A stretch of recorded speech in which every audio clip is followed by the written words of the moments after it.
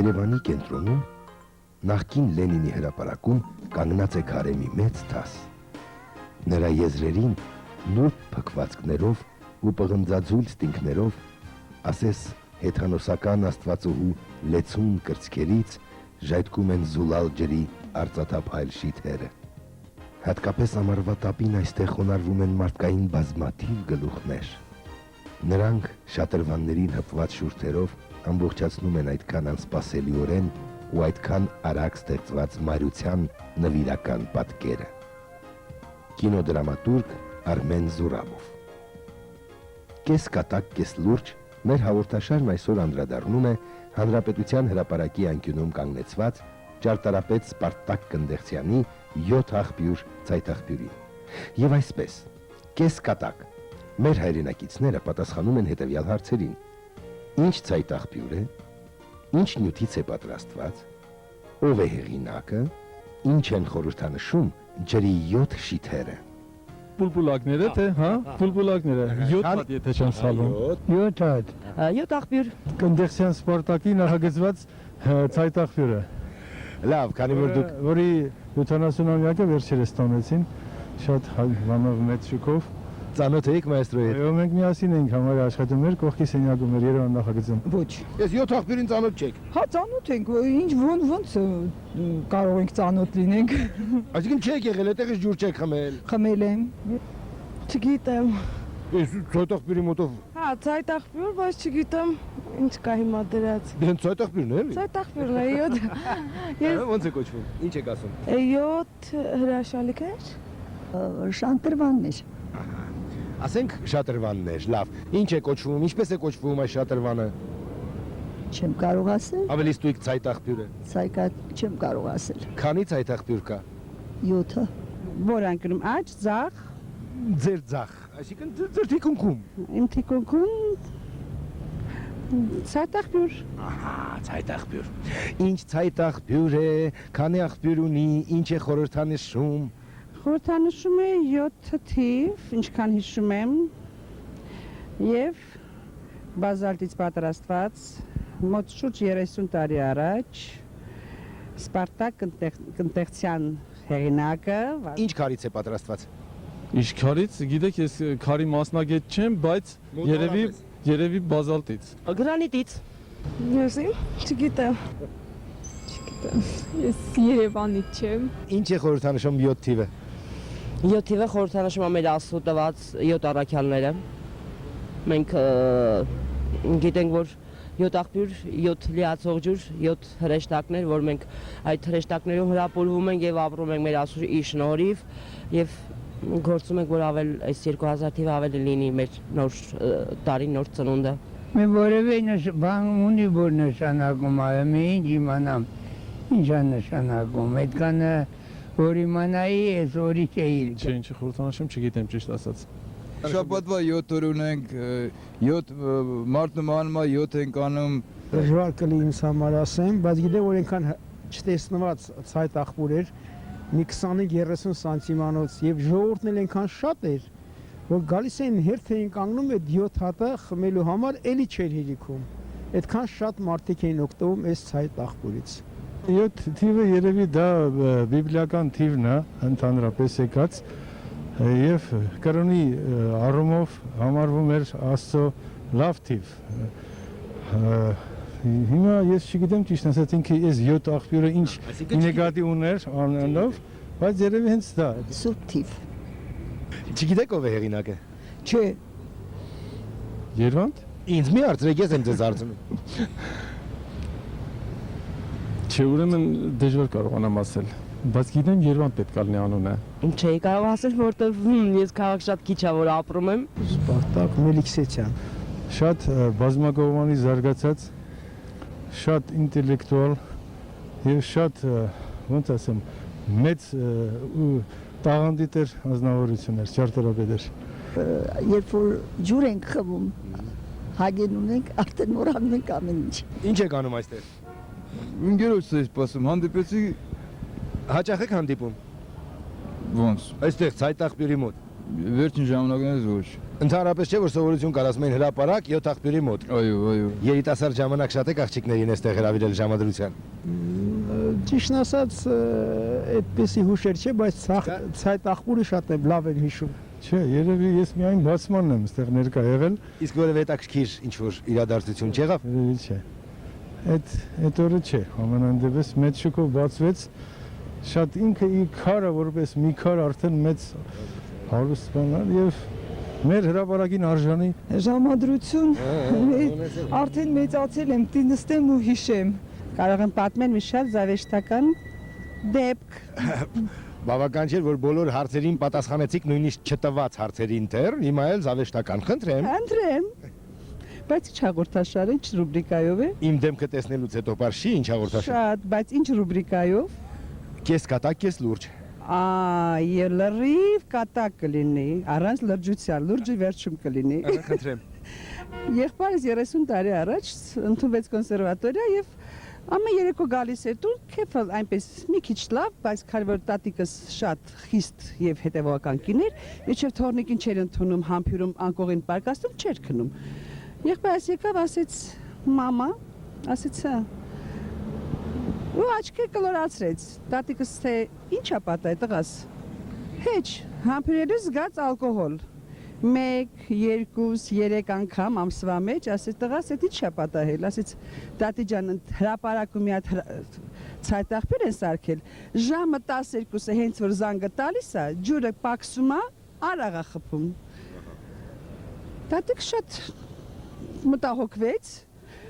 մի օր էլ հյուրերից վերադառնալուց հրամայեց հորեղբորս, թե Աբովյան փողոցով իջիր, իջանք, արդեն ես կրահեցի, թե ինչն է նպատակը, 12-ին մոտ է, հորեղբորս տեղյակ պահեցի, կամաց, խաչմերուկի երկականից, 12-5 րոպե եկավ, ուզում եք ցույց տամ, թե ոնց արեց տատիկս։ Ցույց տվեք։ Խնդրենք։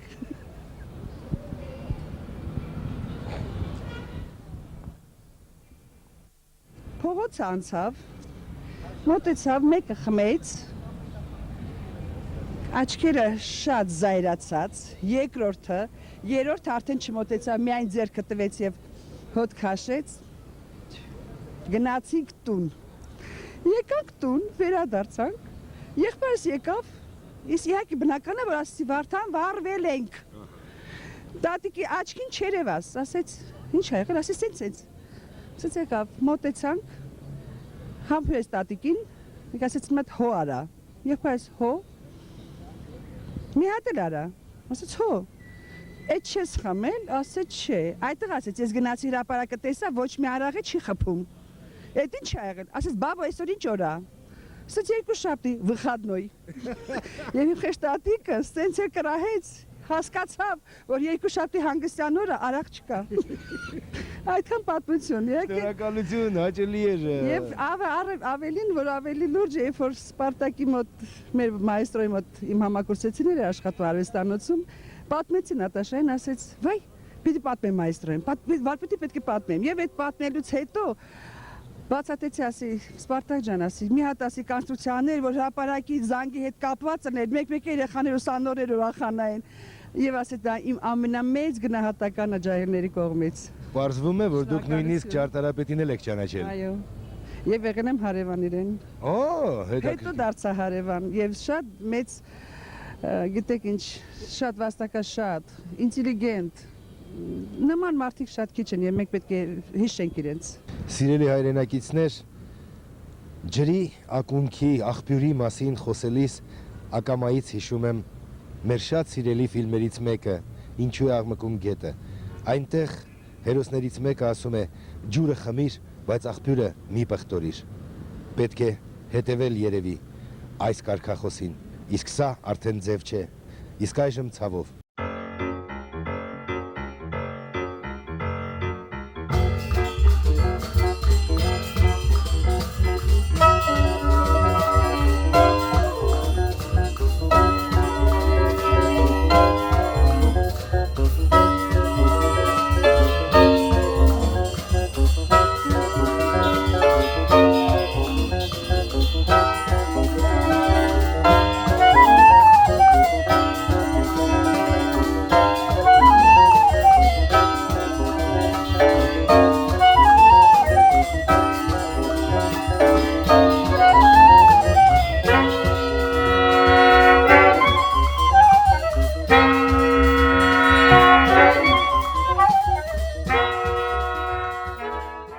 Դրա համար չենք ուզում այդտեղից էլ խմենք։ Դե չի էլ գալիս ջուր, որ խմեք հիմա։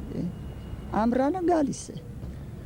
Եղավ, շնորհակալություն։ Ափսոս, որ բոլոր շանտրվաները, բոլոր այդ ցայտ աղբյուրները, որ փակում են, որպեսզի վաճառեն, չգիտեմ ինչ ջրեր։ Մեր Երևանի ջուրը ամենահամեղ ջուրն է։ Ես կարծում եմ աշխարհով եւ աշխարհի երկրորդ տեղն է զբաղեցնում այս ջուրը։ Իսկ այժմ բարեկամներ, այն հարցերի պատասխանները, որոնք ակնկալում էի ստանալ մեր հայրենակիցներից, կներկայացնի իմ գործընկեր Կարեն Քոչարյանը։ Հայաստանը ապրել եւ ստեղծագործել է հայ ականավոր ճարտարապետ, Հայաստանի Լենինյան կոմերիտ միության մրցանակի դափնեկիր, Հայաստանի վաստակավոր ճարտարապետ Սպարտակ Կնդեղցյանը։ Դեկտեմբերի 30-ին կլռանար նրա ծննդյան 75-ամյակը։ Այդ օրը Հայաստանի ճարտարապետների տանն էին հավաքվել նրա գործընկերներն ու բարեկամները նշելու նրա ծննդյան օրը։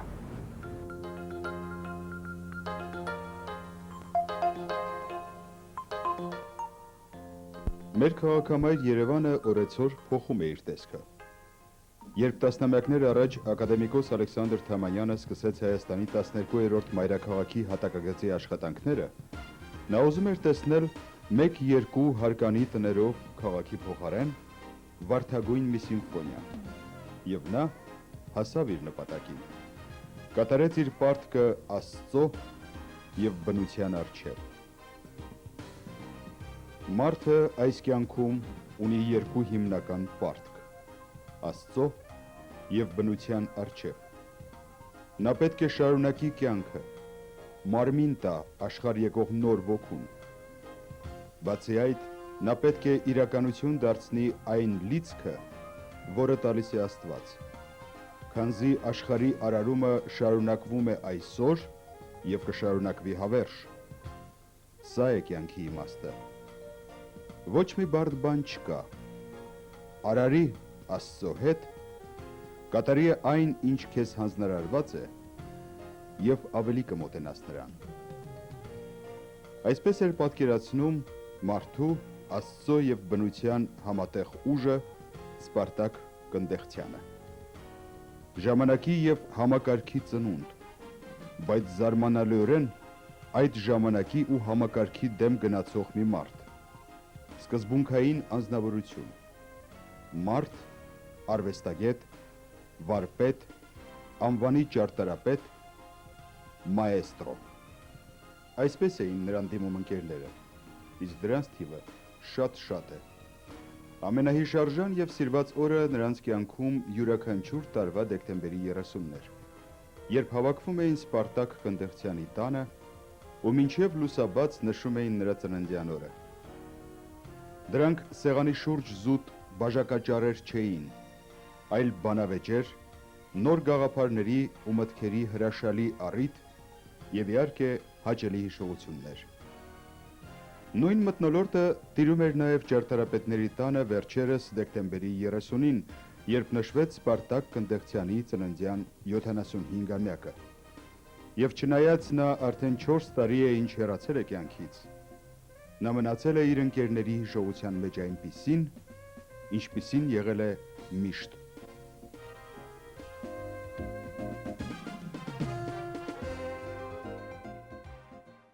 Ամենակարևորը, որ մենք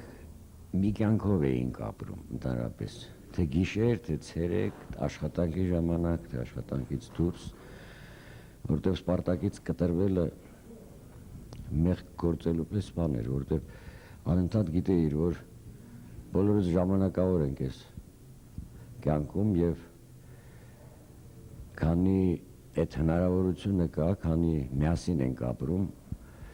չպիտի կտրվես նրանից, որտեղ սահմաններ չունեցող ստեղծագործող էր։ Նա իսկական մեծ արվեստագետ էր, մի արվեստագետ, որը մի սերունդի համար չի, սերունդների համար է։ Ափսոս, որ քիչ կառուցեց, դրա պատճառները կան, մենք բոլորս գիտենք։ Ես կարող եմ ասել, որ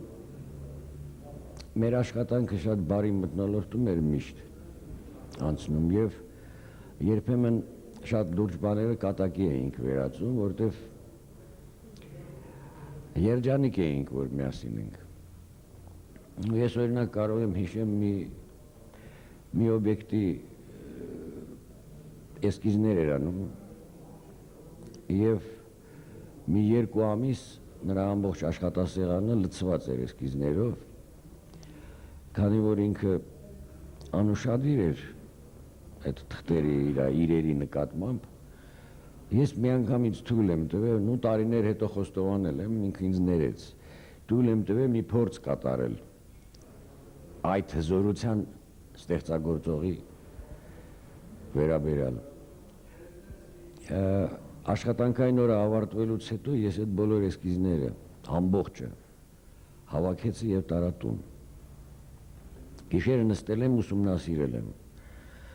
եւ տեսա թե ինչ ճանապարհներով, տարբեր ճանապարհներով նա վերջնական տարբերակին է մոտենում։ Նու մյուս օրը եկել ենք աշխատանքի, ես ինչպես միշտ ուշանում էի, մի փոքր նկատողություն էի ստանում եւ հետո դա անցնում էր։ Ձայն չի հանում, սենյակում այս կողմ են կողմ անգլում, դուրս է գալի միջանցք, սեղանը բաց անում, նայում, այդ էսկիզները չկան, պորտկած, գորգորած, безобразие, материалы пропали, я не знаю, что делать, ես երևի չափից ավել դաժան էի եւ օրեր անցան ես չէի ասում, որ ես այդ պահել եմ։ Մի շաբաթ անցնելուց հետո մի կիրակի օր այդ սկվազնյաչոկում նստած սուրճ էինք խմում, ինքը սովորաբար сիրում էր, որ իրան ճանապարհում են, որ մենակ չեն թողնում։ Վեր կացավ, ասեց, я ухожу и оставь меня одного։ Գնաց ինստիտուտ, ես մի 2 ժամ հետո չդիմացա, չհամբերեցի եւ գնացի։ Եվ մի զարմանալի բան տեսա, դա եզակի դեպք է, որ նա մի այլ ճանապարհ գտավ, այսինքն նոր մի տարբերակ գտավ ճանապարհի,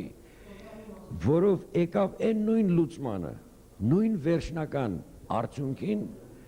այն տարբերակին ստեղծագործական, որը 2 ամիս շարունակ աշխատում էր շատ տարբերակներ փորձելով։ Ես հիշում եմ ինչ երջանիկ էր այդ օրը եւ չեմ թաքցնում, որ գնացինք նշեցինք այդ հաղթանակը։ Եվ հետո ուշ գիշերը 4-ին, այդ նույն օրը գիշերը 4-ին գինովցած էինք, հրապարակով անցնում էինք, ես իրան ճանապարհ էի դնում եւ տեսանք մի խումբ մարդիկ ցատաղբյուրի մոտ, իր նախագծած կառուցած ցատաղբյուրի մոտ ջուր էին խմում, հերու կանգնած էինք։ Ես հիշում եմ ինքը ասեց, как хорошо, что армяне вместе воду пьют։ Տարիները անց է արդեն, կարող եմ խոստովանել, որ ամեն օր Սպարտակ Կնտեղցյանի պակասը զգում եմ, ամեն օր,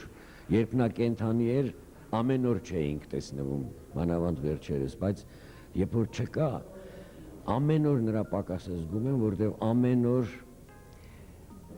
անհրաժեշտ է կողքիդ այն մարդը, որին դու ամեն ինչն ես վստահում։ Նախկինում Լենինի, այսօր Հանրապետության հրապարակով անցնելիս, շատերն են իրենց ծարավը հագեցրել 7 աղբյուրից, չիմանալով, որ դրա հեղինակը հենց Սպարտակ Կնդեղցյանն է։ Ընդհանրապես 7-ը հայկական սրբազան թիվ է, ամբողջական թիվ։ Դա 3 եւ 4 թվերի գումարն է։ 3 թիվը խորհրդանշում է կյանքի կամ կենաց ծառի 3 հիմնական մասերը՝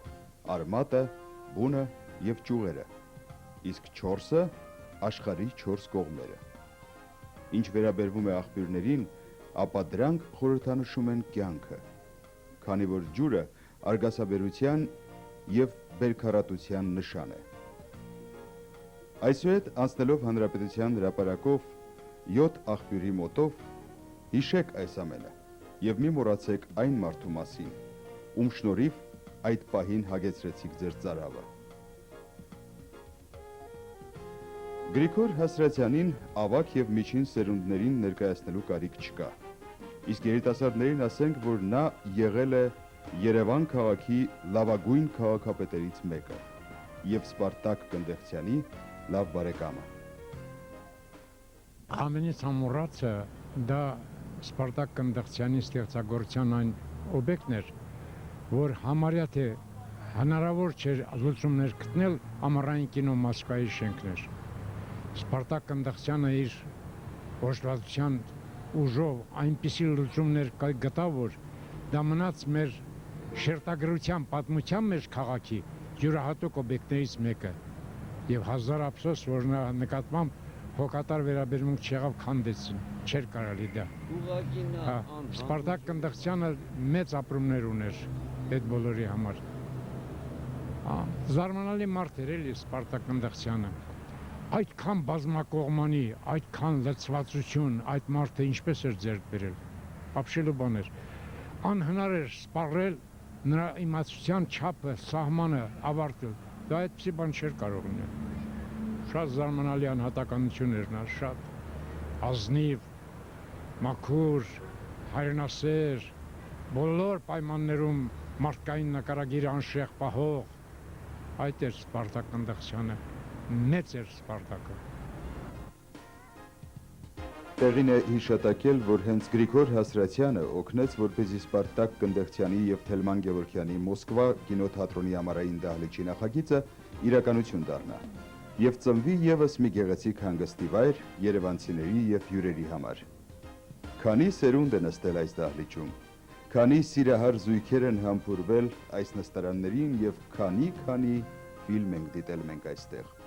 այդ թվում համաշխարհային կինեմատոգրաֆի գլուխգործոցներից։ Այո,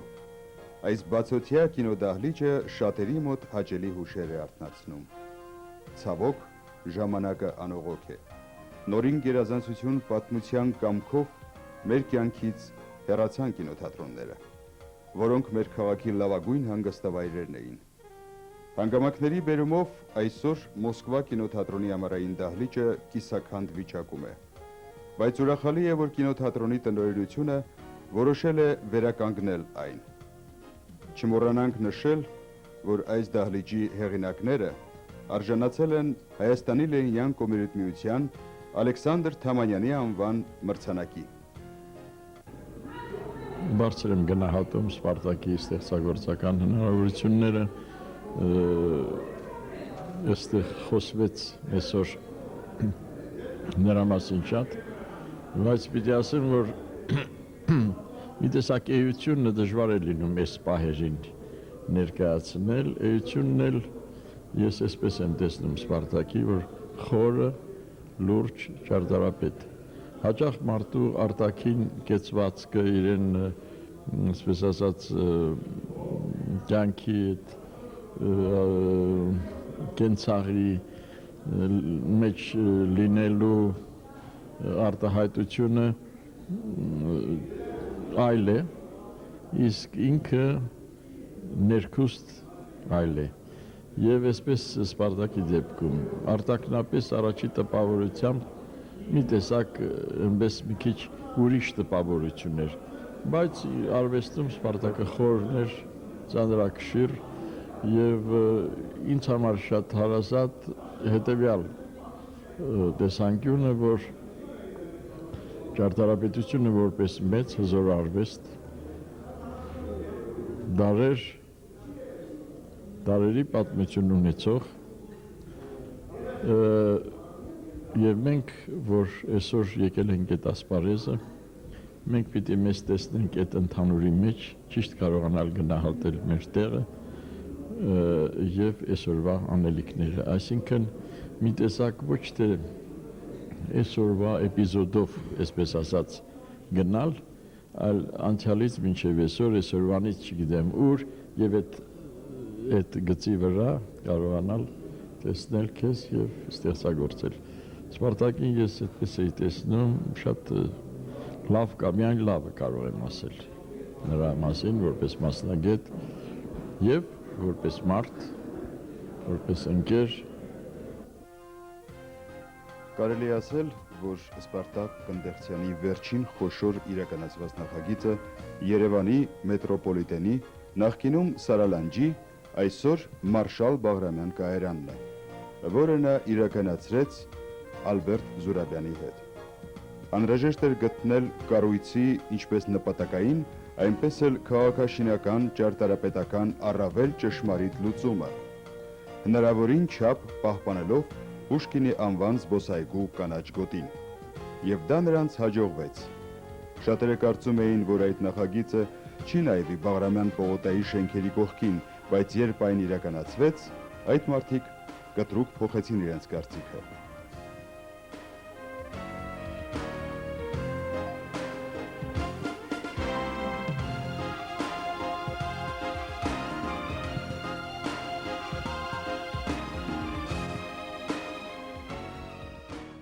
Իմ սերունդը ցավոք սրտի, ամենապես ես շատ այսպես լուրջ շփումներ չեմ ունեցել Սպարտակ Կնդեղցյանի հետ, միայն անձամբ կոնկրետ այդպիսի էպիզոդ եղել է։ Նա 2 տարի առաջ, երևի մահվանից մոտ 2 ամիս առաջ, մոտեցավ ինձ ճարտարապետների միության համագումարի ժամանակ եւ առաջարկեց ինստիտուտում, ես այնտեղ էի աշխատում այդ ժամանակ, անպայման ստեղծել մի առարկա, որը պետք էր կոչվել ճարտարապետական ֆանտազիաներ։ Եվ այդ գաղափարը ինձ այնքան համակեց ոգևորեց, որ ես ճիշտ ասած անմիջապես նրան հրավիրեցի ինստիտուտում դասավանդելու։ Դա մոտավորապես դեկտեմբեր ամիսն էր։ Եվ նա ինքը շփոթվեց։ Ոչ միայն շփոթվեց, հանկարծ արցունքներ հայտնվեցին աչքերում։ Եվ ինձ ասաց, որ ճարտարապետական դպրոցը իր առջև միշտ փակ է եղել։ Եվ հանկարծ նման առաջարկ նա ուղղակի բոլորովին չէր սպասում։ Ես նրան բացատրեցի, որ այնքան բարդ հասկացողությունն է ճարտարապետական ֆանտազիաների առարկան, որ դա կարող անել միայն ինքը, այսինքն այդ գաղափարի տերը։ Եվ ես իրոք մեծ այդպես ոգևորությամբ հրավիրեցի, ցավոք սրտի ուղիղ 1 ամիս հետո նա վախճանվեց։ Եվ գաղափարը այսպես մնաց եւ չիրականացավ, որովհետեւ դա արդեն հնարավոր չի այլ մարդու, պետք է այդ գաղափարի տերը լինել եւ հասկանալ, որպեսզի կարողանալ դասավանդել։ Իսկ աշակերտները չեն կարող իրականացնել։ Նրա աշակերտները հավանաբար կարող են, ու ես հույս ունեմ, որ դեռ մեր ճարտարապետական դպրոցում այդ խոսակցությունը կգնա եւ վերջնական ձև կունենա անպայման։ Դա կմնա իմ կարծիքով դա Սպարտակ Կնդեղցյանի վերաբերյալ կլինի ամենակարևոր հուշակոթողը, որպեսզի այդ առարկան, ճարտարապետական ֆանտազիա առարկան պարտադիր մտնի ճարտարապետական կրթության մեջ, մեր հայկական։ Սպարտակ Կնդեղցյանի շինությունները այսօր զարդարում են աշխարհի մի շարք երկրների քաղաքներ։ Ցավոք, շատ բան նա չհասցրեց իրականացնել։ Այդ թվում Հովհաննես Գյուրջինյանի հետ համատեղ մանկական կինոթատրոնի շենքի նախագիծն էր, որը պետք է հանգրվաներ գլխավոր պողոտայի Սպանդերյան փողոցի մոտակայքում։ Հեղինակները առաջարկում էին կառուցել 3 կախովի դահլիճով կինոթատրոն փողոցի հին տների վերևում։ Չիրականացվեց նաև 40 տեղանոց հրաշալի հյուրանոցի նախագիծը եւ ելի շատ ու շատ հետաքրքիր մտահղացումներ։ Հուսանք, որ մաեստրոյի գործը կշարունակեն նրա աշակերտները։ Այս կադրերը մեզ է տրամադրել Սպարտակ Կնդեղցյանի ընտանիքը։ Վերջում լսենք վարպետի խոսքը։ Вообще я очень люблю иногда поздними вечерами, когда в Ереване не бывает света, в комнате температура плюс 3 градуса, рано ложимся в постель, закрываю я глаза, и передо мной проносится вся моя жизнь до этих роковых дней, которые до сих пор переживает мой народ. У нас прекратилось общение с друг другом. Выработался какой-то блокадный синдром в каждом из нас. Люди хотят выйти из этого заколдованного круга. Я отношусь к числу невезучих архитекторов. Может быть, это из-за моего, как многие говорят, паршивого характера.